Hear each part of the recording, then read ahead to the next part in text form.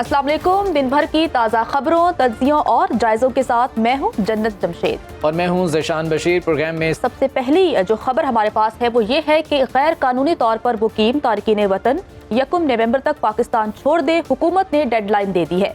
निगरान वज़ीर आज़म अनवारुल हक काकड़ की सरबराही में नेशनल एक्शन प्लान की एपिक्स कमेटी का इजलास हुआ था, जिसमें विफाकी वज़रा, सूबाई वज़ीर आला, army chief general Asim Munir, कानून नाफिज करने वाले सिविल और अस्करी इदारों के सरबराहान शरीक हुए थे।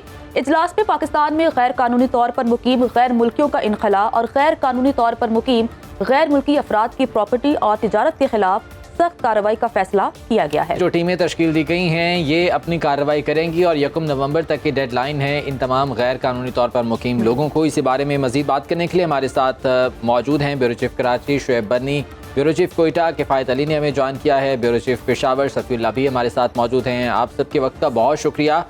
शुएब बनी, आपकी जानिब आऊँगा। सबसे पहले 1 नवंबर तक की डेडलाइन है। जो भी गैर कानूनी तौर पर मुकीम शहरी हैं, अफ़गानी हैं, हमने देखा कराची में, सिंध के दीगर शहरों में भी जो है वो गैर कानूनी तौर पर अफ़गानी मुकीम हैं और बड़ी तादाद में हैं। क्या इस सिलसिले में बाकायदा तौर पर अब कोई ऐसा मैकेनिज़्म तश्कील दिया जा रहा है कि उनकी निशानदही की जा सके और उनको बाकायदा तौर पर वापस भेजने के लिए या उनकी डॉक्यूमेंटेशन के लिए इक़दाम उठाए जा सकें? जी देखिए, बिल्कुल कराची में बड़ी तादाद में जो अफगान बाशिंदे 1979 से अब तक आए हैं उनकी बड़ी तादाद यहाँ पे मुकीम है। अच्छा, इसमें कुछ अफगानी तो ऐसे हैं जिनके पास नारा का जो कार्ड होता है वो मौजूद है, लेकिन बहुत से ऐसे हैं जो कि इल्लीगल तौर पर रह रहे हैं और वही अफगानी जो हैं बेशतर कराची में जराइम की वारदातों में सरगर्म होते हैं। तो इस सिलसिले में आज हमारी वज़ीर दाखिला जो कि सिंध के हैं निगरान ब्रिगेडियर हारिस नवाज साहब, उनसे भी बातचीत हुई है। उनका ये कहना है कि 1 तारीख की जो वफाकी हुकूमत ने डेडलाइन दी है जो कि रियासत का फैसला है, उस पर बिल्कुल सिंध में भी अमल दरामद 100% होगा और सिंध में जो भी अफगान बाशिंदे हैं वो अपना कारोबार अगर कर रहे हैं तो वो अपनी जायदाद को फ़रोख्त करें और 1 तारीख को वापस चले जाएं, वरना उसके बाद फिर कानून हरकत में आएगा और रियासत का फैसला सबको नज़र आएगा। तो ये जो स्टेट लेवल पे डिसीशन हुआ है इस पे अमल दरामद हमें दिखाई दे रहा है। अगर मैं सिर्फ इस 1 महीने की बात कर लूँ तो कराची शहर में तकरीबन 800 के करीब अफगानियों को पुलिस ने गिरफ्तार किया है और फॉरेन एक्ट की जो खिलाफ वर्जी होती है उसके तहत उनके खिलाफ FIR काटी है। जी। कानून जो पाकिस्तान पीनल कोड है उसमें जो फॉरेन एक्ट की खिलाफ वर्जी है उस पर FIR कटती है, लेकिन अमूमन उस पर ज़मानत मिल जाती थी। लेकिन क्योंकि अब सख्ती बढ़ी है तो अब ये लोगों को वापस जाना ज़रूर पड़ेगा। इस सिलसिले में जो है कानून की हरकत में आया है। इसके साथ साथ कराची में बड़ी तादाद में अफगान बाशिंदे जो हैं वो कारोबार में सरगर्म हैं, यानी कराची की बड़ी बड़ी कपड़ा मार्केटें और जो मुख्तलिफ शॉपिंग मॉल्स हैं वहाँ उनकी दुकानें हैं। उन्होंने कुछ ने तो शनाख्ती कार्ड भी पाकिस्तानी बनवा रखे हैं। असल सवाल ये उठेगा कि उनके साथ किस तरह से ट्रीटमेंट होगा, क्योंकि उन्होंने तो पाकिस्तानी शनाख्ती कार्ड भी यहाँ आकर बनवा लिए हैं। सिर्फ कराची शहर के इलाके अगर सुराब गोट की बात कर ली जाए वहीं पे लाखों की तादाद में अफगानी मुकीम हैं।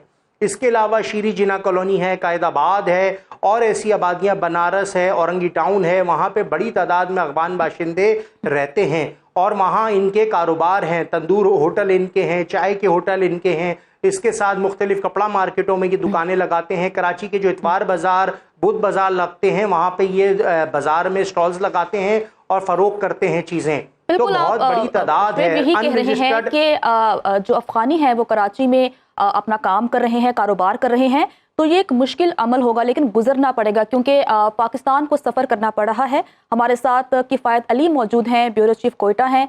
किफ़ायत, कहिएगा कि जैसा कि कहा जाता है कि गैर कानूनी तौर पर जो अफगानी पाकिस्तान में रह रहे हैं वो दहशत गर्दी में मुलव्वस पाए जाते हैं और अगर हम बलूचिस्तान और KP की बात करें तो दहशत गर्दी से यही दोनों जो सूबे हैं वो ज़्यादा मुतासिर हो रहे हैं।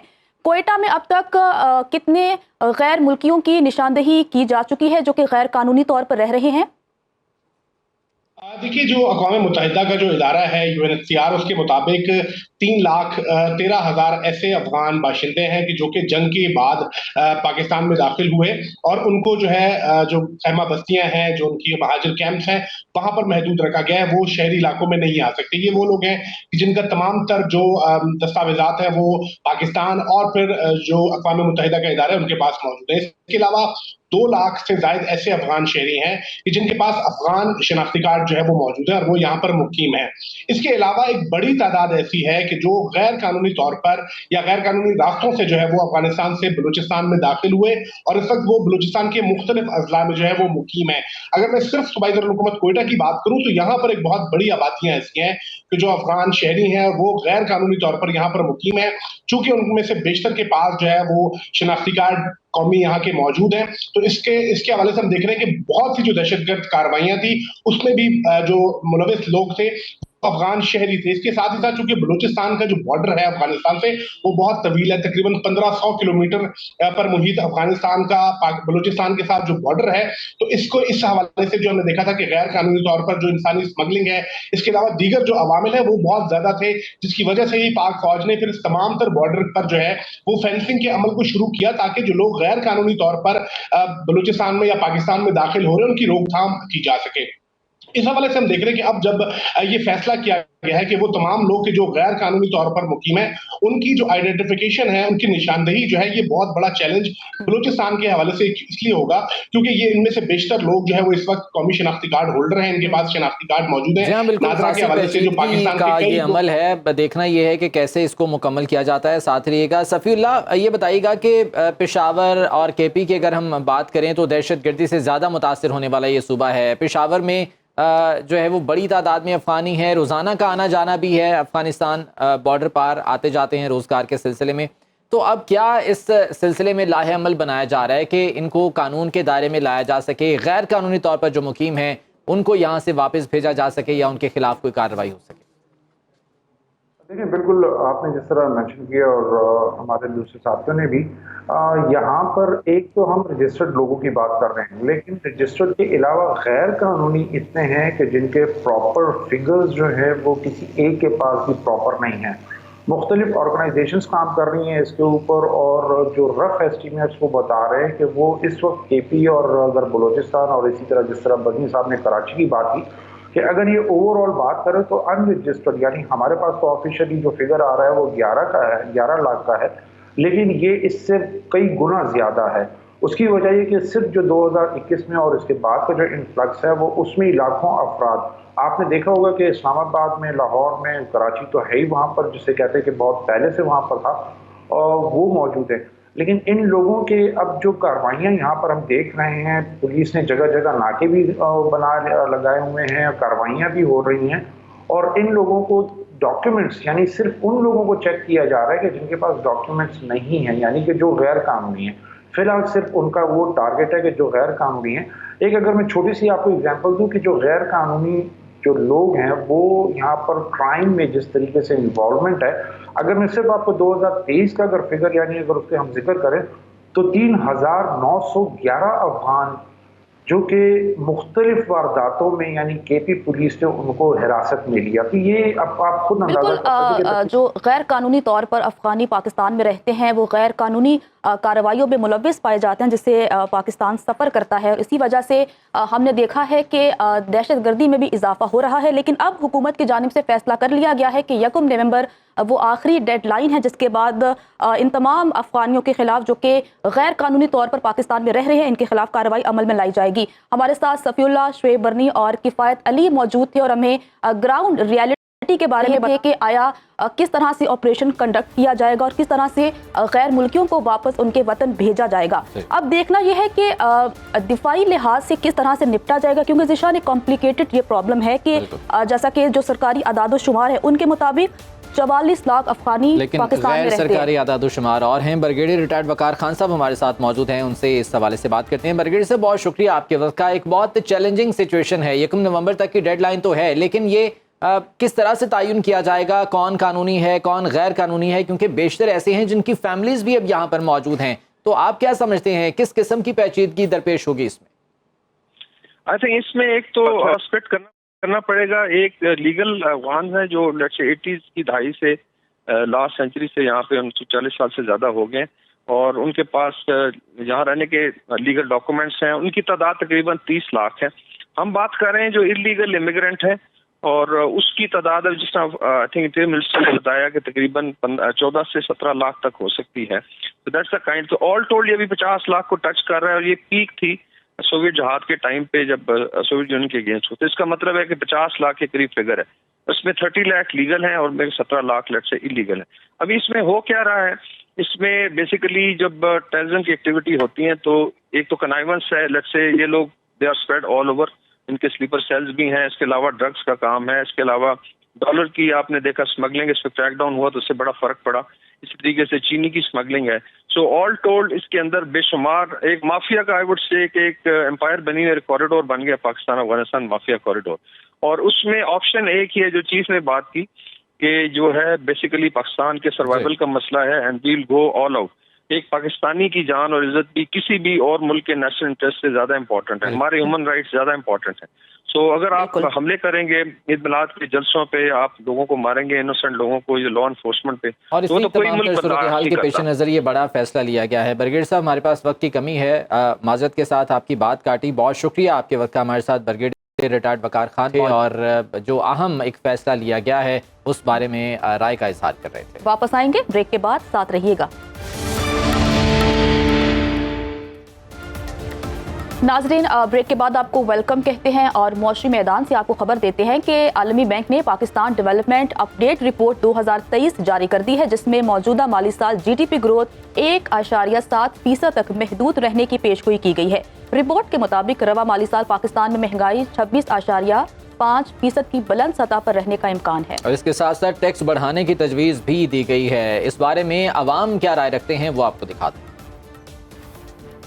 तो गरीब आदमी का जीना जो है इंतहाई मुश्किल हो चुका है, लेकिन है ना जो अमीर लोग हैं उनको फ़र्क नहीं पड़ता, वो टैक्स चोर पहले भी थे अब भी हैं। जिसकी 50,000 से कम सैलरी उस पर भी टैक्स है, वो मतलब कैसे करे, शॉप से चीज़ लेनी है उस पर टैक्स है, वैसे भी जो सैलरी है उस पर टैक्स है। ये टैक्स उनको होना चाहिए कि जो अमीर बंदे हैं, मतलब जो इजीली दे सकते हैं, जो 50,000 से ऊपर सैलरी है, जो लाख के ऊपर है। पहले इतनी महंगाई है, अब एक न्यू खबर सुनी है कि जो 50,000 से कम सैलरी वाले हैं उन पर भी टैक्स है। तो हम तो बड़े परेशान हैं क्योंकि हमारे चूल्हे पहले ठंडे हैं, घर किराए पे है, तो हम कैसे सर्वाइव करें। ਸਾਡੇ ਕੋਲ ਟੈਕਸ ਦਿੱਤੇ ਨਹੀਂ ਜਾਣਾ, ਅਸੀਂ ਅੱਗੇ ਭੁੱਖੇ ਮਰਨ ਡਏ। ਇਹ ਅਮੀਰਾਂ ਤੋਂ ਲੈਣ, ਗਰੀਬਾਂ ਦਾ ਕੀ ਕੰਮ ਆ? ਗਰੀਬ ਕਿਹੜਾ ਇੰਨਾ ਕਮਾਉਂਦੇ ਆ ਜਾਂ ਇਹਦੇ ਵਿੱਚੋਂ ਦੇ सकते हैं। 50,000 से कम आमदनी वाले पर टैक्स लगाया गया है। वो टैक्सेस तो पहले बहुत ज़्यादा दे रहे हैं, बिजली के बिलों में कई किस्म के मदों में टैक्स आ रहे हैं।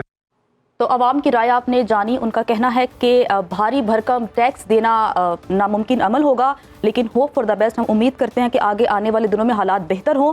आबिद कयूम सुलहरी साहब हमारे साथ मौजूद हैं, मौशी तज्जियाकार है। सर बहुत शुक्रिया वक्त देने के लिए।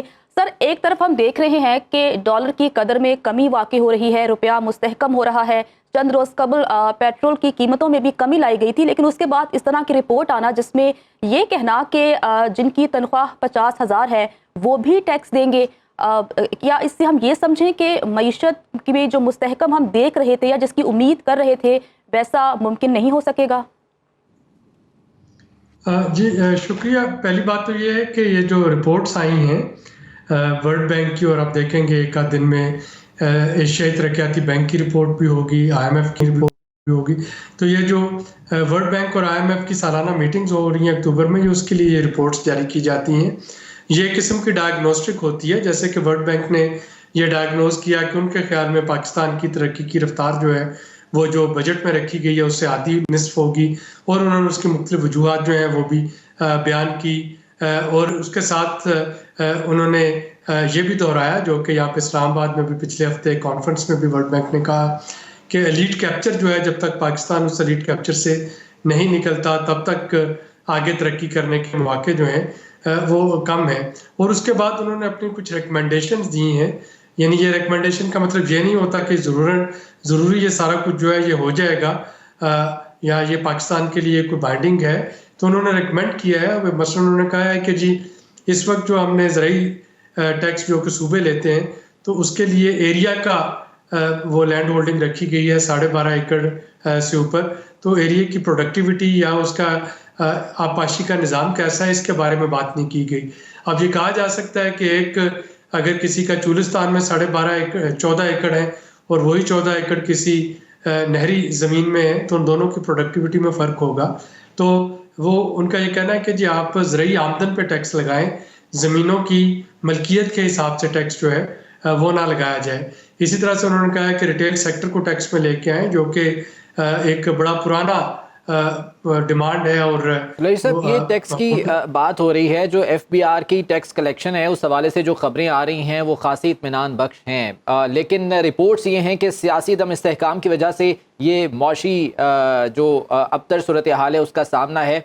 क्या हम ये एक्सपेक्ट कर सकते हैं कि जब इलेक्शन हो जाएंगे, सियासी तौर पर कदर मुस्तहकम होगा पाकिस्तान, तो फिर अवाम को कुछ रिलीफ मिल पाएगा, या अभी इसी तरह से ये सफ़र करना पड़ेगा अवाम को?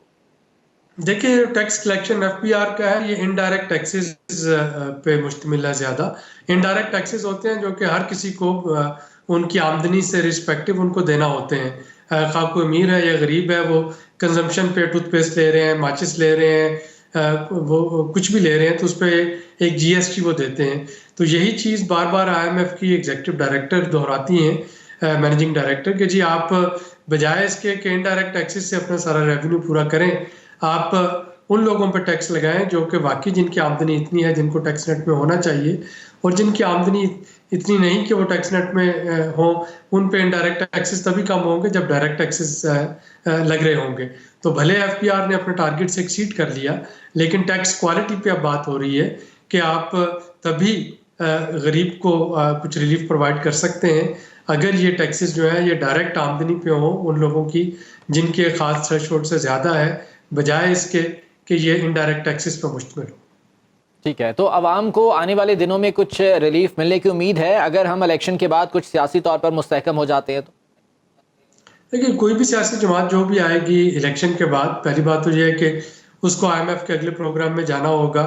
ये वाला प्रोग्राम हमें हर सूरत में मार्च तक इसको कंप्लीट करना है, वरना कोई $2.8 बिलियन के करीब का अभी भी डेफिसिट है इस प्रोग्राम में रहते हुए भी, तो पाकिस्तान डिफ़ॉल्ट के काफ़ी करीब पहुंच जाएगा अगर IMF में ना रहा तो जाहिर है कि जब आपने IMF में जाना तो ये सियासी जमातों पर डिपेंड कर रहा है कि उनकी स्ट्रेटजी क्या है, क्या वो अपने अखराजात कहाँ पे कम कर सकते हैं। अगर आप अपने अखराजात कम कर लेते हैं तो आप थोड़ी आमदनी में भी गुजारा कर सकते हैं।